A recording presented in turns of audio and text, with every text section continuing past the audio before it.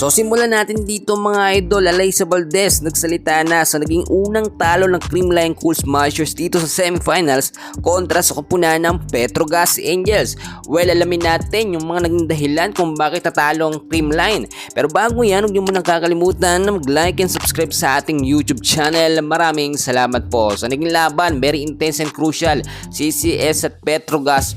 Natalo ang CCS sa loob lamang ng set 4 mga kaibigan. But so far kung titignan ho natin yung ginamit po na starting lineup ni Coach Sher Meneses, malakas naman no. Nandiyan si Pangs Banaga, Bea De Leon, Tots Carlos, Kyle Negrito, Bernadette Pons at Gemma Galanza. Nung set 1 mga idol, kung titignan nyo, talagang may chance naman na manalo ang CCS doon no. Pero nakita natin dahil napaghandaan ng Petrogas ang sistemang ginagamit nga ng CCS. So natalo sa set 1 ang Creamline 23-25. Nagsunod-sunod dyan no, pagdating po ng set 2. Pero pagdating ng set 3, nakabawi naman ang Creamline sa score na 25-21. Sa set 4, akala natin muling mananalo ang Creamline, pero sinasabi ko sa inyo, kapag ka napag-aralan ng Petrogas ang sistemang ginagamit nga ng Creamline, mabilis nila yung nakokontra.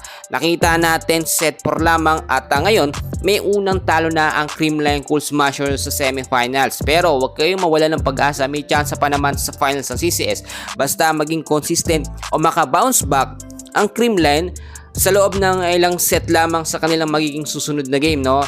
Ano nga ba ang naging problema ng Creamline mga idol at kung bakit sila natalo? Kung titignan niyo mga kaibigan, pagdating ho kasi ng set 2 hanggang sa set 4 mga idol, humina talaga ang ofensa at depensa ng Creamline Cool Smashers. Alam nyo si Coach Sher Meneses talagang naninigurado siya. Kaya ang ginagamit niya madalas yung mga star player ng Creamline. Pero nakakalimutan niya na merong mas magagaling pa or may mas maaasahan din sa bench player ng Creamline Cool Smashers. At kahit nga po etong si Alyssa Valdez no, ay nagbigay ng kanyang pahayag at sinabi niya mismo mga idol na talagang ginawa nila yung best nila, ginawa niya yung part niya para maipanalo yung team. Pero sadyang lumakas daw talaga etong Petrogas Angels at bagong sistema kasi ang nangyayari ngayon sa Petrogas mga idol.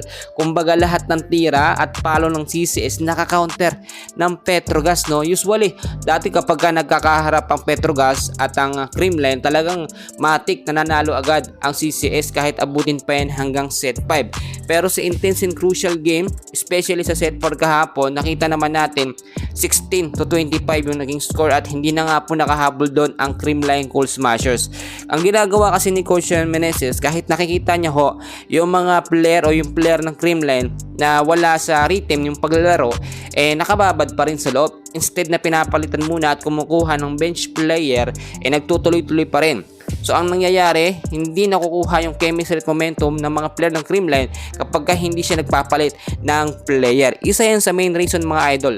At eto pa mga kaibigan, inaasahan natin na magbabago no, o magkakaroon ng big adjustment ng Creamline sa kanilang magiging next game. Yan muna ang update natin and please huwag niyong kakalimutan na mag-like and subscribe. Maraming salamat po.